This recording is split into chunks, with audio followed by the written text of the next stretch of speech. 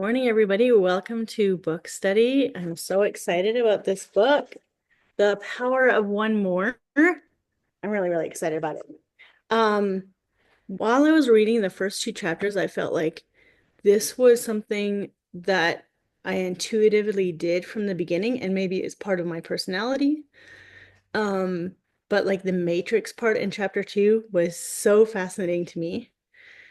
Um, I'll get more into it later, but today. What I want you guys to do is anytime you guys have thoughts or anything that's coming up for you, I want you to put it in the chat so we can talk about it. I don't want it to stay inside. I want you to share everything that you're feeling and thinking that is related to this. Put it in the chat so we can talk about it. Or it's going to be interactive. Hey, Abe, it's going to be interactive. So it's not just going to be us who are leading talking. We're going to be asking questions. So be prepared to answer questions. Um, but we're going to like get some changes, some real change from this book in areas that you need. Um, I've already found a couple things that I definitely needed just from the first three chapters, so I'm really excited to dig into all of this with you guys. So today we have Tammy, Georgia, and Johanna and I leading, but it doesn't mean that you guys can't like unmute when we ask questions and talk on here, but we're just going to be giving like our top highlights and then asking questions to get the ball rolling. So I'm excited. Um, even the introduction had like tons of good stuff, but I'm just good because these are a little bit longer chapters. We're just going to dive into chapter one. So identity. Um, who here feels like they had that one down pat? Like, I know my identity. I know what I believe in myself. I know where my confidence comes from. And that is like, I got that down pat. Who here feels that way or felt that way? Doesn't mean it's perfect every day about everything, but like you know where to go, you know the source. I felt that way for the most part, but I also did realize like a couple ways where like my identity wasn't like could have been better. Yeah. And like I said, it's not always going to be perfect because we're human. Hmm. But you know, when our faith is strong and our source is not just our own self, our own thoughts and our own but we know where the source is of where our true identity comes from, that just makes it because God is never wrong and God always has the best plan and that we can rest assured and trust in that. So I love that this book started out with that because it just is the number one thing. Um, I felt really good about chapter one when I was reading it. Um, and then where was that page? Tammy, what were your thoughts on this topic? How did you feel when you were reading this? I Um, definitely I definitely had like many different areas in my life where I was thinking about, oh, I'm really strong in my identity here, but not so much confidence coming in this area. So I that was my thing that I realized that I could definitely do so much better in. yeah, I feel like I've been on this journey for a long, like I feel like almost a year, just trying to figure out who I was. Coming out of addiction, the first couple of years were just um focusing on getting sober. And then all of a sudden I'm like, who am I? I don't even know who I am. What do I love? Like, what do I believe in? What are my values? What are my, all the things. And I love when what we perceive about ourselves is what we believe about ourselves, and it's almost like constantly switching, like, I don't even, I don't know how to say this. I'm not an addict. Like I can't say that I'm an addict, so how do you switch that around? We are what we think about ourselves, right? Hmm. So I am forgiven. I'm a child of God. My past doesn't define me. I think that's really huge. and how we see it. You know, I did struggle with that, but I don't anymore. Like, how cool is that? And again, like you said, it's the source.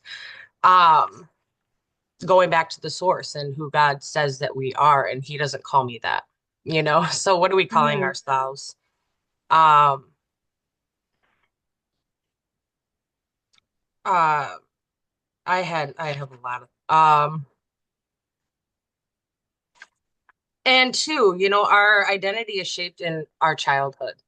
What Mhm. people have put on us, like that is so huge. You know, everybody was raised differently. And like he says, I don't know which chapter it is, but it all comes down to you, you know, and what you think and what you believe and rejecting the things that you've been taught to believe, and finding that out for yourself, you know, and childhood can cause a lot of damage to our brains, you know, but it's so cool that we have the power Mhm. to flip that and to change that and to stand differently than what we were taught. Mhm. Childhood is a huge part of it.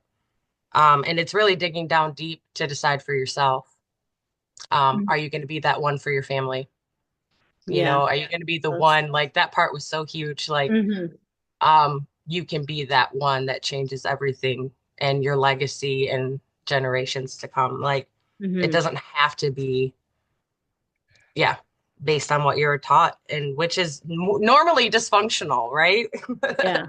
The way My we all grew up. my childhood message, well, there's lots of them, but the one that always comes back to me because of what I switched over in the identity is like what the first thing I think about how God views me and how I view myself is perfect. That doesn't mean that I do everything perfect or that I am perfect every day, but like that he sees me as his son because he traded places for me. Like that he took that for me. Perfect, the word perfect always comes up because my childhood, everything was like very religious and like you had to be perfect in order for anything to be okay. Like for you to get to heaven, for you, like our family was like put on, we were a preacher's family, like you guys have to be perfect. And you just couldn't. There's just like literally zero way for you to be a perfect human being. But that was like the expectation that I had for my myself, and that was like that was, and it was, and that's why I like would be a rebel because I'm like, if I can't be perfect, if I'm already doing something wrong, then why not just do everything wrong? Why not just be like the, why not just do whatever you want because I'm already not going anywhere. That kind of thing. That was me as a child being like rebellious. And but when I got saved and that was switched completely upside down for me, um, recognizing that you like my identity comes from that moment where Jesus took my place, that I can see that that's I think that's why it's so I'm finding it hard to explain this. I think that's why it's easy for me to recognize when I have failures or do mistakes, that those are not me. Those are not part of me. They're just because I'm still here on this planet, and moving forward is just so much easier because I know what my true identity is, and that's imperfection, not because of anything I've ever done. Um, yeah, that's like the number one word that always comes up for me, like perfection and righteousness, because that's who Jesus is. And that's my complete source. Yeah. Anyone else have thoughts on that? Like what you like messaging you got as a child that you still think about but doesn't affect you, or maybe still does affect you, or any whatever you want to share on that. Yeah, when I was thinking about identity and all, um, more just from um family and all, like we had like pretty good money and all growing up. So I don't feel like I've had like I have like a big cap on like, oh, it doesn't feel right for me to have more money. No, I don't think I feel that way. But I don't know any women in my family that have made a lot of money personally. And I and um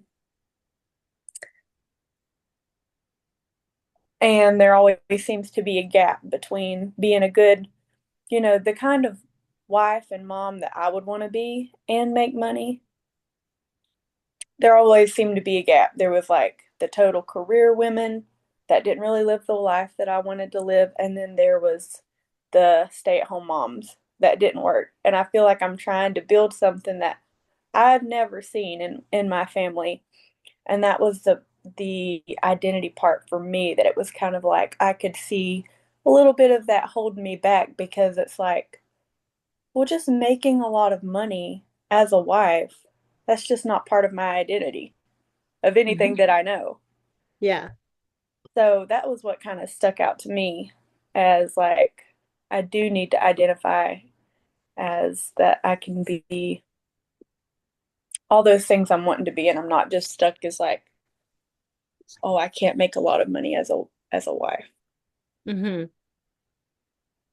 Because you can, and you are, and you will. Mhm. I Yeah. love it. Yes. I just, I love that part too about the, are you going to be the one that breaks the mold, the one that changes the future, the one that sticks out because they decided to be different? Are you going to be that one? I'm here for that. I want to be that person. Yeah.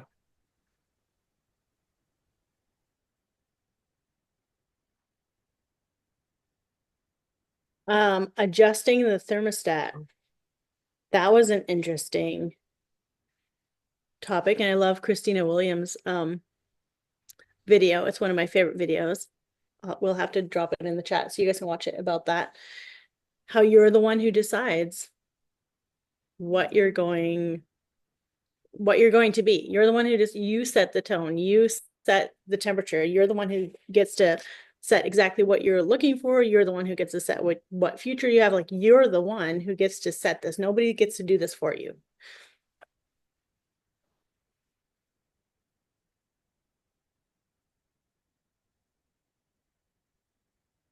Unconsciously, we always find a way to get back to where our thermostat is set based on what we think that we're worth. Like that really, I underlined that a few times. And again, he talks about like, what do you feel like you're worth? Like your Mhm. life moves forward from at the point you think you deserve, right? Um, and so if it's not set there, if we're not finding ourselves worthy, I struggled with that for so long. And in June, it was kind of made a point to me, like, who am I to do this? Who am I to like my past and this and that? Like, who am I to step up into this space? And I was challenged to think, like, who am I not to? Like we are Mhm. so much through him. Like we are given, um, oh man, yeah, it gets me emotional thinking about it. But so what do we think we're worth? And that's where it's at. Like that's basically where our thermostat is set. And Mhm. I know mine isn't at 100%. I can tell you that. I'm getting there. But where is it set to? And it's really what you think about yourself. If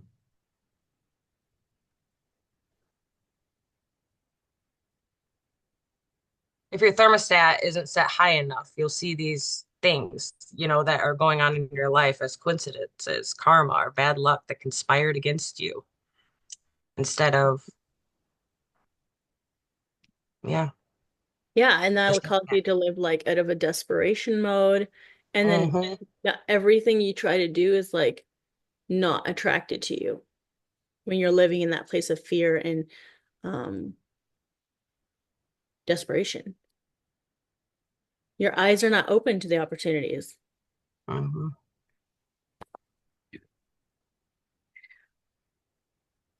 I think just for me, it's when I thought about like what's my thermostat set at, I think about a lot of the things um that I feel like are just really normal for me, that like, oh, I just am a disorganized person. I'm just a messy person. And to elevate myself above those labels I've had my whole life because of how I act is definitely more uh, uncomfortable than just staying that way. Because I'm like, what if I actually how much effort is it going to take me to become a person that isn't these things? And it almost feels like not me. Mm.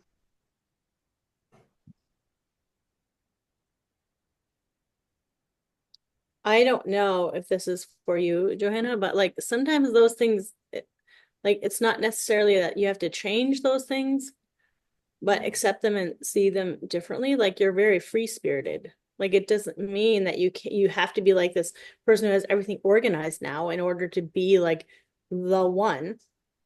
Mm-hmm. But it's just what are you thinking when you think about yourself? Like how do you view yourself, your perception of yourself? It might just have to be a change of how you think of it. Maybe it's positive instead of a negative kind of thing. But yeah, if it is hindering your goals, then you have to Mm-hmm. think that through.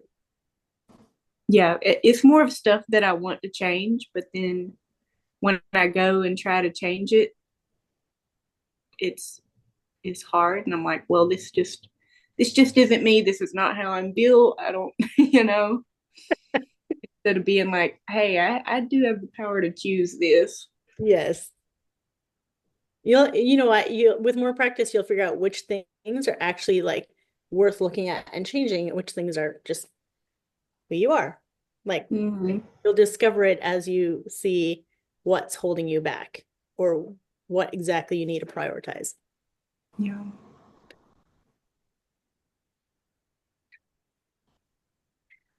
The trilogy of changing your identity: faith, intentions, and associations. I love that he has some scripture sprinkled in here. Nothing moves mountains quite like faith.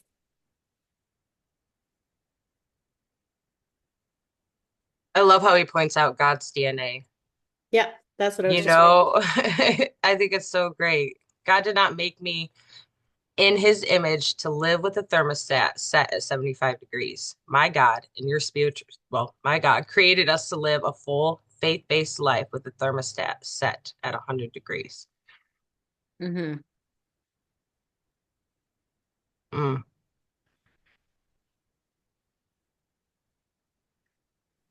I love when all these like um scientific psychological um laws of nature and all that just like perfectly align with the Bible. It's like the Bible already told us to do this. And now we're just like understanding why it's so powerful. Mm-hmm. Well, it's like neuroplasticity wasn't anything that was taught or talked about. And oh, who is it? Caroline Leaf. Yeah. Is like I love her books, love, love. But it's in the Bible. Renew your mind, renew your mind, renew your mind. If your mind wasn't capable of changing, yeah, like I don't know, it's just crazy. It is in the Bible. Like from the very beginning, yeah, it's a new scientific thing. Like people are just now realizing it in the last 20 years Mm-hmm. that, yeah. And you have to be intentional about it, about flipping the script and changing your thoughts, replacing the lies with the truth. It takes practice, like a lot of practice, for it to be automatic, for it to be effortless. It has to be like ingrained. That's how neuroplasticity works, right? Like it makes new pathways in your brain for that to easily be a thought. Someone says something to you that isn't true about you. No problem, no big deal. Like I'm just literally dismissing that because I know what the truth is, instead of it having like that impact in your brain that feels like end of the world kind of thing. Like how horrible this moment is, when really it's just somebody saying something out of probably their own pain. And here you already know the truth, so it isn't a big deal because you've already automatically flipped that to the truth. And that has to be done with intention. To Mm. create that habit. Associations, though, who we associate with, the bottom line is that you are a reflection of the people you associate with. We hear this all the time. You are like you are a combination of the five.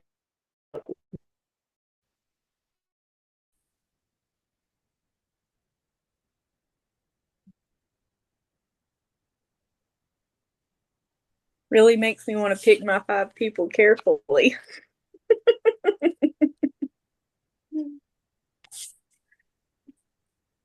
Sometimes we're like, I And thought it was you, but I think it's not you. I'm walking away now. And that's okay. And that's okay. You know what? Sometimes those people they grow and then later on you're one of your 5 again. Like we all are on our own path and our own journey. So we don't need to like have judgment towards it or anything. It's just that is not one of your 5 right now. Although in Plexus we obviously have more than 5. We have like way more than 5 of really good people to choose from. But yeah, that's who you spend the most time with.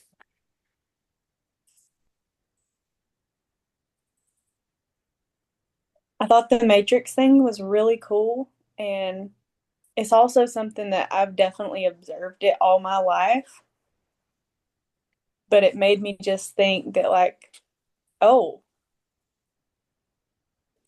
what's actually true? Because I know that I can make my mind think this or that is true so Yeah. easily. So I'm Yeah. like, well, what is the actual truth here? Because I've seen the whole like confirm, just like you start thinking about this and then this is all you see everywhere, that type thing. Like Mm-hmm. I've noticed that my whole life.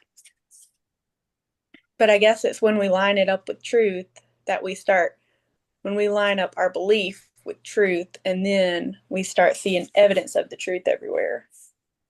And that's when it's like good and powerful for us. Yeah. That's so good. Okay, everybody in the chat, my question is, how does the way you see yourself affect your business, and what's something you can think differently of yourself? Yeah, name something that you know that you can change and think differently of yourself, choosing the truth. So you guys can put that in the chat. I think we're going to move on to chapter 2. These are so jam-packed. I know we didn't cover nearly everything in chapter 1, but you guys all read the book, so we're good. So I watched The Matrix not that long ago for the very first time. So it was very interesting to me that I knew what this was talking about. And how he could see more than other people could see because his eyes were open in a different, like subconscious way. He was woken up and he could see things. It reminds me of I I feel like this was like born out of pain for me. Like when I had 3 little kids and I was home alone by myself and I had no friends close to me. We had moved to a new place. Andrew was working weeks on end for his flight job that he had, and I was by myself. I didn't have any family support. Um, I had a decision to make that I would either feel sorry for myself and be alone and struggle, or I could look for opportunities that were outside of myself. And so wasn't just focused on me. I could make pies and bring them to the neighbors and say hi and make new friends. And like everywhere I went, and this truly was born out of pain because I felt really alone and I felt really like sad if I was just going to be at home and just thinking about my situation. And so I would purposely, even if I was sad and even if it was hard, and even if I just wanted to be home and cry a little bit, I went out and did those things. And so that created a habit for me that I still have, is to have my eyes up when I'm in the grocery store to see if somebody's in need, to see if somebody needs help with something, to see if I can give advice for something, to see if I can everywhere I go, I'm like looking for the opportunity. It's one of my biggest pet peeves is missed opportunity. It's really hard for me to be like, oh dang it, I should have done that. Like I literally had the thought to do it, didn't do it, missed out. Like I dislike that. So going out and looking for opportunities, the more I look, the more I see. So this whole chapter resonated with me really deeply. And I think that every single believer is able to do this because our calling is much higher than ourselves. And I think every single one of us can has an advantage to be able to do it even better than anyone else. Because we have that eternal factor of making a difference in someone's life, right? Well, what do you guys think of chapter 2? The Matrix.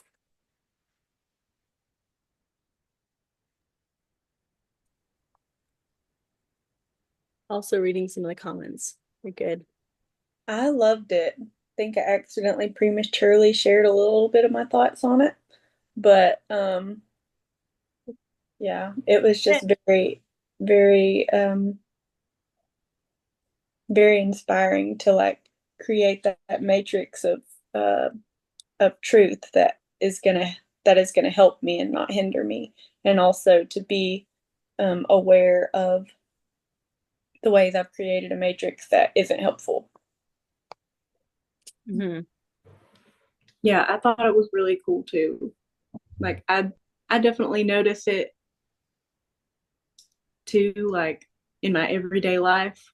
Whatever I'm looking for is what I'm gonna find. Yeah. So that part really resonated, and it just made me realize how much I need to apply it to my Plexus business. I've applied it everywhere else, but I didn't want to apply it to my Plexus business because that seemed too scary. Like, I don't want to look for opportunities. I don't want to see them. I want to hide from these opportunities. You said it out loud, Johanna. Yeah. Said it out loud now. And now I know it. Oops. Oh, that's so good. Like if we're looking at our back office and we're like, oh, they turn off subscription, like you're just gonna hang out there and just look at subscriptions instead of looking at your points and looking at things that are going well and seeing which customer has like ordered for the 6th time in a row. Like, are you looking for that? Are you looking for those kind of things? Are you looking for it's what we are focusing on that expands all the time.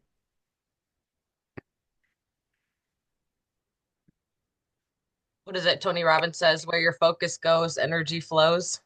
Mm-hmm. But I think it's writ like it's said all different ways, but yeah. Slowing down your internal pace. When you strategically slow down your physical and mental being, you create a space that allows your senses and your brain to reset. And the key is awareness. And I've noticed that too. Like, I think we get so caught up too in doing that we just forget to be, you know? And it reminds me of a reel that I had watched. Holly, I think, sent it to me, but we're called human beings. We're not called human doings, right? And so we need to take the time to just stop to be and to focus on these things and to find out where we need to be more aware. And that as well. So creating the space to add more, you know, I think he says that in chapter 3, but emptying your cup to be filled, right? Bullet time is what he calls it. I'm trying to find that spot in chapter 2 where he says that you need to slow down in order Yeah, it's on to 27. 27? Yeah. Okay, I went past that. That's why. Yeah, when you strategically slow down your physical and mental being, you create a space that allows your senses and brain to reset. So the example would be I could have been in my home with my 3 little kids and just like busy. It's so busy with 3 little kids. Like I could be busy all day. I could just be like kind of out of my body having this experience of like just managing and surviving, or I can choose, I'm going to set some time right here in my day to just go out and see what I see and be in the community and actually that's when like the opportunities would come to me, and that I would see where a friend that I could make, or a bulletin that I would see on the wall that was for homeschool moms. I didn't even know there was homeschoolers in this town, or like all of those things. If you aren't slowing down to look and just see, you'll miss it because you'll just be in your own survival mode. And we can all get stuck in that so easily sometimes. So I love that you pointed that out.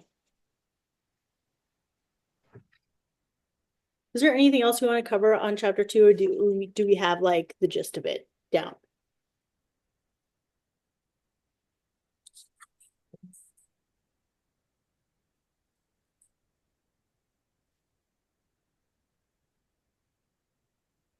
I think that's pretty much, we already talked about how our journey is unique to us.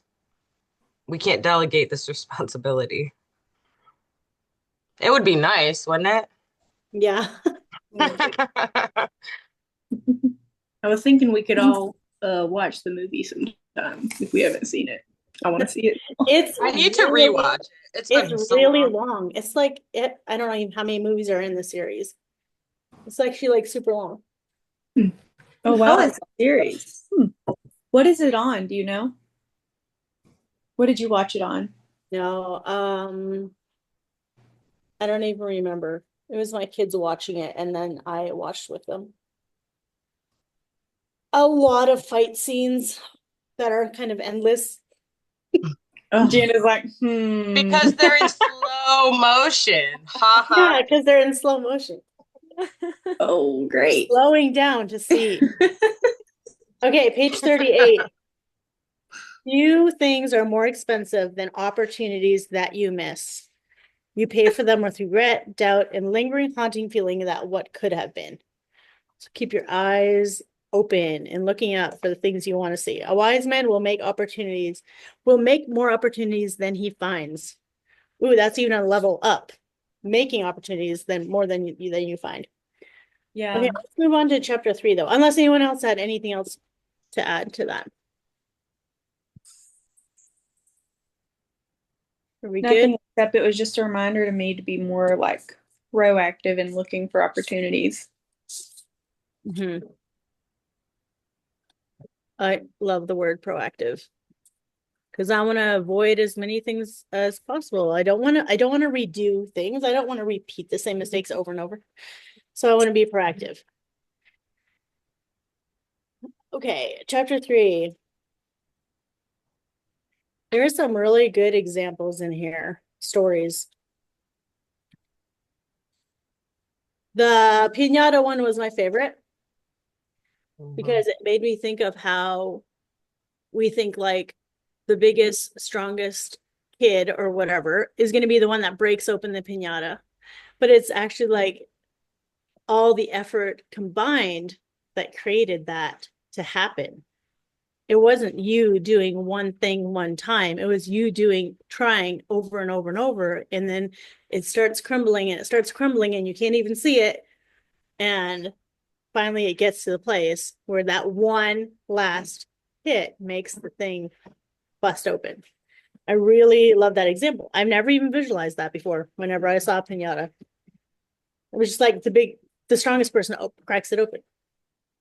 Yeah, I really liked that one too because it just reminded me that you never know how close you are. Yeah.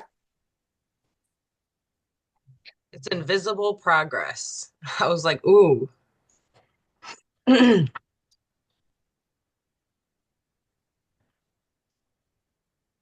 It's that little graphic of the little guy with the pick. He's like going under the ground and he's trying to get the diamonds that are buried underneath the ground. I don't think that's where the diamonds are. I don't think. But anyway, and he's like one chop away from getting the diamond, but the other guy continued and he got the diamond. He gave up one chop. It's kind of like a despairing thing or an encouraging thing, depending on how you want to look at it. And be like, oh, what if I had been that close in this area and I just gave up and then I had to restart the whole tunnel? Or it can be like, now I know. Now I can move forward. Or if you're gambling, this may not be the best thing for you. Yeah, that's true. Don't read this book if you're a gambler.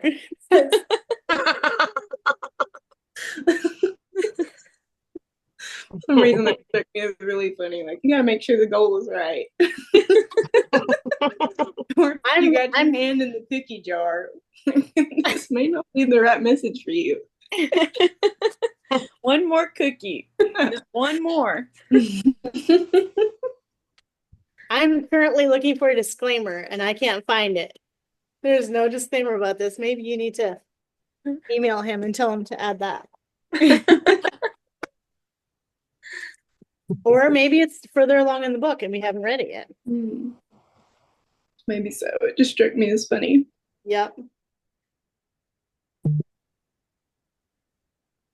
The story of the father-daughter story about her getting a job, it reminded me, and her just like having her eyes open to look for one more opportunity instead of being discouraged that she didn't get the job because she wasn't old enough.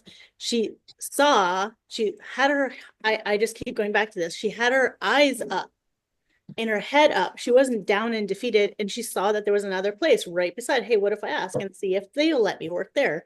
And it worked out for her. It reminded me of, and I know I've shared the story before, an event that my sister Sarah did early on in her Plexus business where she invited so many people in person. She took her little introverted self out in her car and drove around the neighborhood and handed out invites and samples to, like, I don't know, was it like 30, 50 people? A lot of people. And not one single person showed up to our event. And she went, it was in a restaurant, it was in a room attached to the restaurant. And she then went, it was like, we had waited like 20 minutes, nobody showed up, might have already been 30 minutes.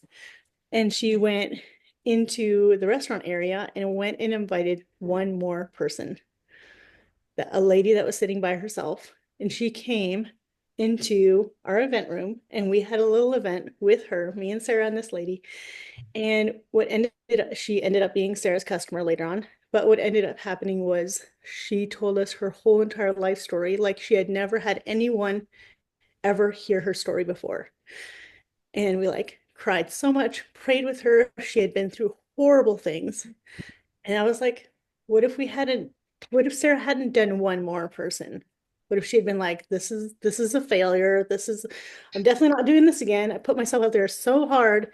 Nothing happened. Like that's what she chose in the moment. And I like to think that that lady's like, that was a pivotal moment in her life to be able to feel loved and known by complete strangers who also love Jesus. And she just needed to hear that. It was, yeah, that story came to mind. Wow, that's amazing. And I don't know if this is a good comparison or not, but immediately what it reminded me of is that parable in the Bible where Jesus, or where God invites everyone to come to the wedding feast and everybody's too busy, not gonna come. I have a wife, blah blah blah. And so he's like, well, go out and invite the sick, the maimed, the everyone else. I don't know, that reminded me of that. I didn't even think of that. That's good. There's always someone else. We're never stuck at the end of our list or the end of the amount of people we can help. We're actually never stuck in that. There's endless amounts of people. Doing this business always reminds me of the part of being a Christian where you share the gospel with people, and think about like how often God does the very thing that we're learning how to do, is to go up to people and say, hey, like, here's this thing. And like, how often does God get rejected? Like, Yeah. so often.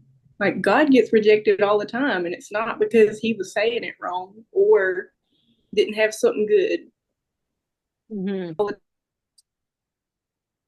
It's because people weren't ready for him. And it also reminds me of like skills you need to be a good witness for the gospel. It's like you can't just like cold turkey somebody about the gospel and then expect them to accept Jesus then and there without knowing anything about you or know, it's kind of like you have to build a relationship with people.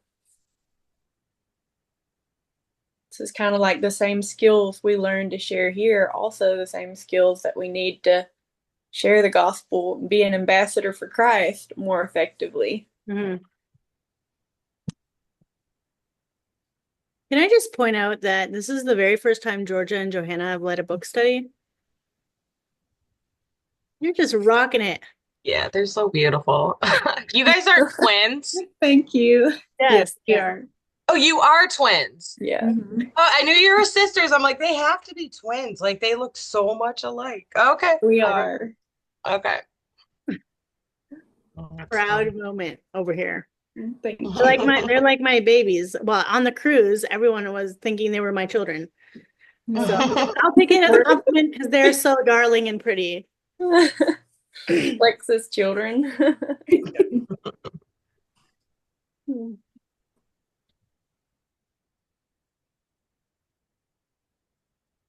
Okay, I actually had a question. Kind of forgot about chapter 2. If you guys want to drop in the chat, how can you train your mind to focus on opportunities that help you get to your goals? What is an example of something you could be looking for that you haven't been or that you've been avoiding? And you can put that in the chat later too. I don't want you to have to, your brain have to switch back, but, or we can do it in the chat after, but I just realized I forgot to ask the question for chapter 2 and we're already in chapter 3. But, where's I? Page 48, 3 ways that you can turn into an overachiever. The one more system can turn you into an overachiever. Okay, so I know that we have overachievers already on here. So how are the overachievers already feeling about this? Does it feel discouraging to be like, I always do one more, like this is what I do, this is like literally my life, this is how I live my life? Some people, this is how they always live their life. So how are you guys feeling about? I can call you out. I know some of you. I know Charla, Judith, definitely. How does this book make you guys feel? Are you guys available to share?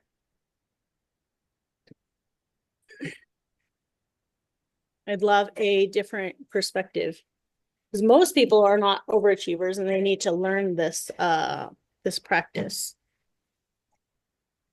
of more grit, more determination. Maybe Charla and Judith aren't there right now, but maybe they'll hop on after. I can unmute. I have a sick baby, so yeah, I would say how I process books like this is that realizing that there's always a time and a place for being gritty, and then there's also a time and a place for resting. And then that part of the taking the break is the part of being gritty. So my brain is so quick to find the one more that if I don't read things like this with putting that as an anchor in my process, then it kind of just makes me go into overtime of like, oh, well, I'm not doing enough. That's why I'm not getting the results yet that I'm after. So I just need to hurry up and do more. But yeah, even applying the one more to resting too. Like sometimes it's okay to say yes to one more fun thing with my kids. Sometimes it's the right thing to do to sleep for another hour. Sometimes it's the right thing to do to take another day off. That in the grand scope of things, I actually get to choose. So when I like the way my brain works, I see so much that I can't actually do it all. So I get to choose. That's how I've been rewiring my brain. It's not hurry up and try to do everything that I possibly see. It's I get to choose when I'm gonna do an exercise or a workout or my IPA and I'm having a lot of fun and I'm like, okay, yeah, I can do one more, right? Versus if I work until I don't see anything else, I would never stop working. So I get to choose. I get to choose when I rest. I get to choose when I work. I get to choose when I want to do one more, and I get to choose which one more thing I want to do in the grand scheme of things. Does that make sense? Yes. Because you've developed that wisdom to know. Like that came with practicing. What are my goals in life? Like my plexus goals aren't my whole entire life. So you develop that. I love it, Charlotte. I wanted to hear from somebody who naturally is this way. So thank you. On page 49, it says, oh, where does it start? Oh yeah, on page 49 at the very top. If you're worried about pushing yourself to the point of exhaustion, don't be. I'm not saying that you shouldn't get your rest, but I have found that most people are tired from doing too little instead of too much. This, like, I can vouch for this. If I'm like avoiding things and not doing it and just overthinking about it and like procrastinating, I am way more exhausted than I am when I did the thing. I feel proud of that I did it.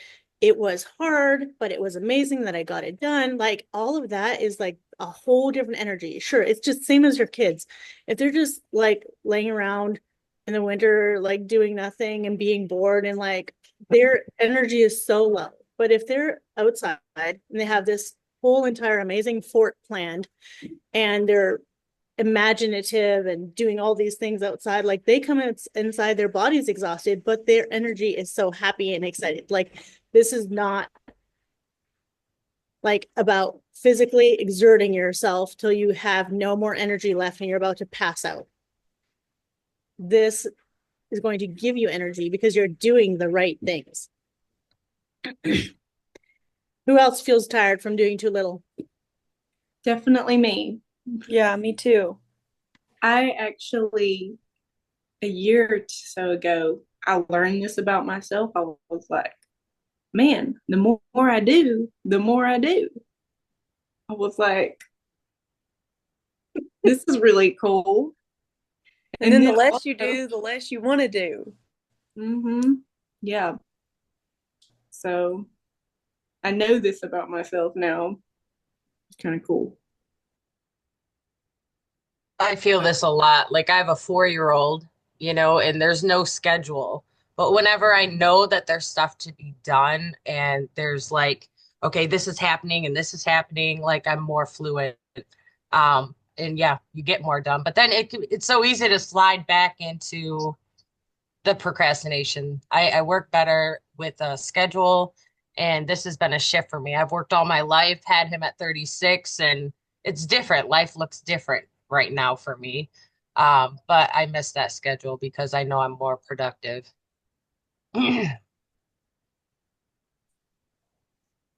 But it's a shift, right? Mhm. And it's holding yourself accountable in even the small things. The bottom of page 49. Much of your success will come down to your commitment to executing basic tasks again and again. You must learn to do simple things well. So even if this is just a stage right now, if I can't nail the basics, like it's going to be a lot harder Yeah. with the bigger things.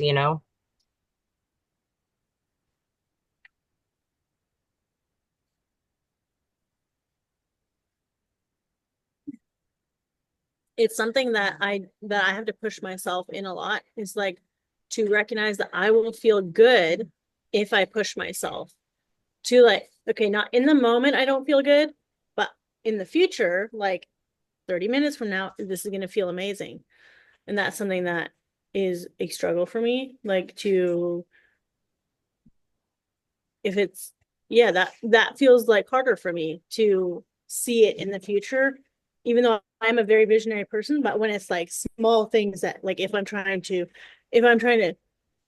anytime I'm trying to lose weight, that always comes up for me. Like I have to like force myself to recognize like this is annoying and hard right now, but I will feel so good about this in a few minutes or in an hour or next week. Like my choices right now matter.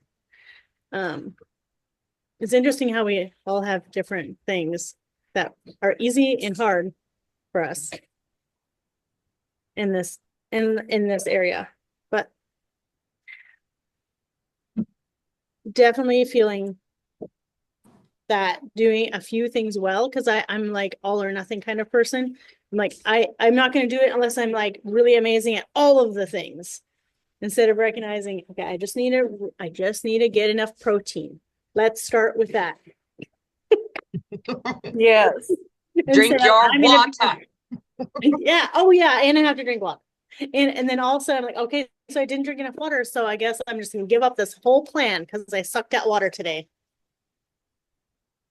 Beat myself up. It's funny, but we all do it. Like, Yeah. why? Yeah, I get that. Learning Mm. the simple things well. Oh yeah, numbers. A numbers game, you can hide from yourself sometimes, but you can never hide from the numbers. That applies to like everything in life, does it not? Like, there's always going to be that data that's going to show that you didn't do the thing. There's always going to be the evidence that follows you. The scale. Yeah. Shoot. Accountability is horrible sometimes.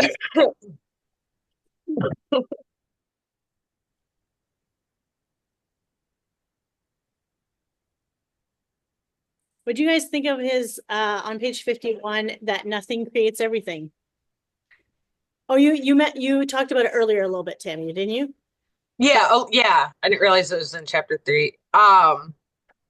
Yeah.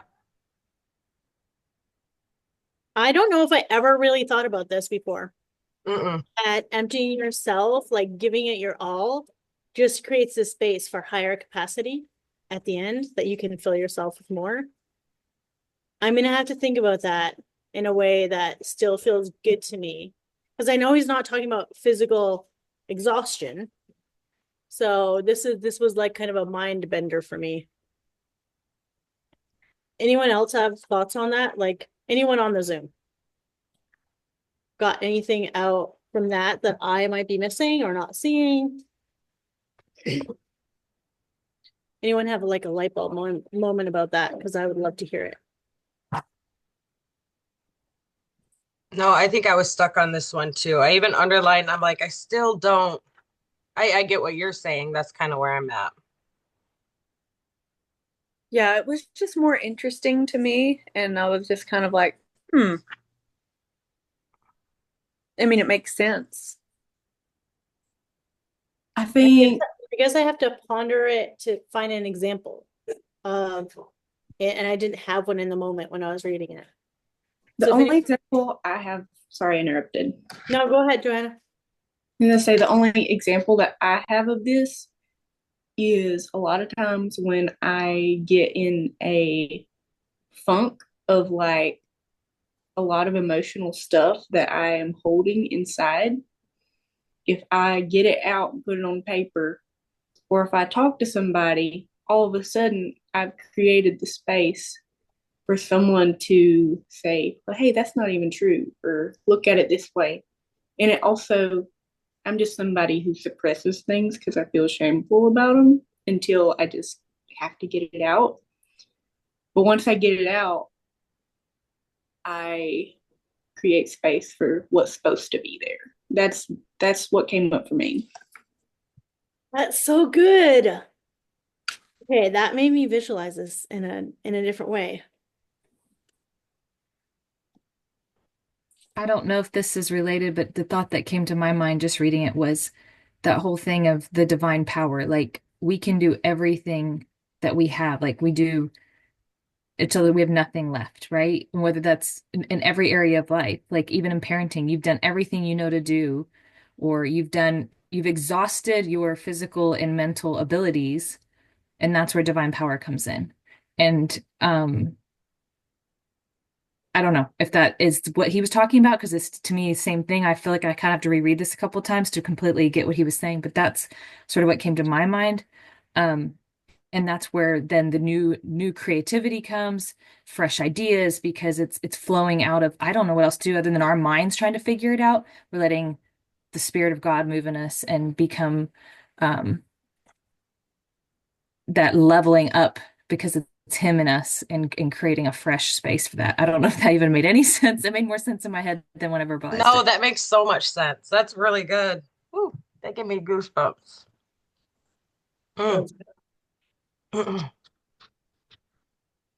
I love how we can just get different things from the same text because it's what and never feel afraid to share it because somebody else may be needing exactly what you're saying. Thank you, Sarah, for sharing that. All right, last page. Let's close it up. Any last thoughts? It requires a quiet determination to stay the course.